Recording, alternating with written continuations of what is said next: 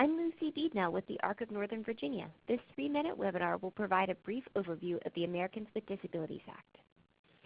This was a landmark piece of legislation passed in July of 1990 that includes people with a big range of disabilities, including people with developmental disabilities that are currently active or have been active in the past or are perceived to have a developmental disability. It covers both public and private arenas, and the focus is on making sure people with disabilities have equal access to the same services, supports, programs, and facilities as people without disabilities. The Americans with Disabilities Act is divided into 5 sections called titles. The first title focuses on employment, and it applies to state and local government employers of any size, as well as private employers who have 15 or more employees. Title I makes discrimination illegal in hiring, training, and the ongoing employment of people with developmental disabilities. It mandates that reasonable accommodations be provided unless they would cause undue hardship or be overly burdensome, and that other options should be explored in those cases before considering not offering someone a job or terminating employment. It's enforced by the Equal Employment Opportunities Commission.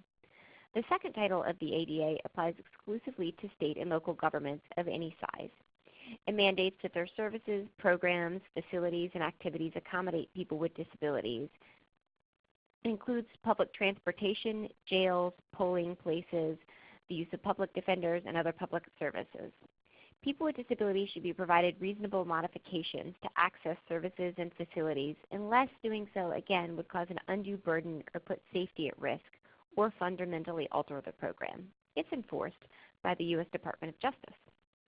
The third title of the ADA covers public accommodations, which really means programs and services of private entities, things like hotels, places of recreation, daycare centers, and hospitals, privately owned places where people in the general public would be going. The exception is religious entities, which are not covered. People with disabilities should be provided reasonable modifications to receive all the same services, goods, and privileges as the public, again, unless doing so would cause an undue burden, put safety at risk, or fundamentally alter the programs that are being provided. It's primarily enforced by the Department of Justice, though in some unique cases it may be enforced by another federal agency. The fourth and fifth titles cover telecommunications, specifically network telecommunications relay options, and miscellaneous provisions that apply to all the other sections of the Act, including things like defining a disability, preventing discrimination, defining reasonable modifications, and more. You can learn more about the Americans with Disabilities Act and ask us questions anytime at thearcofnova.org/answers. Visit us at our website, thearcofnova.org, and find transition points, guides, and toolkits for information across the lifespan of people with developmental disabilities at our Transition Points page. Thanks for joining us.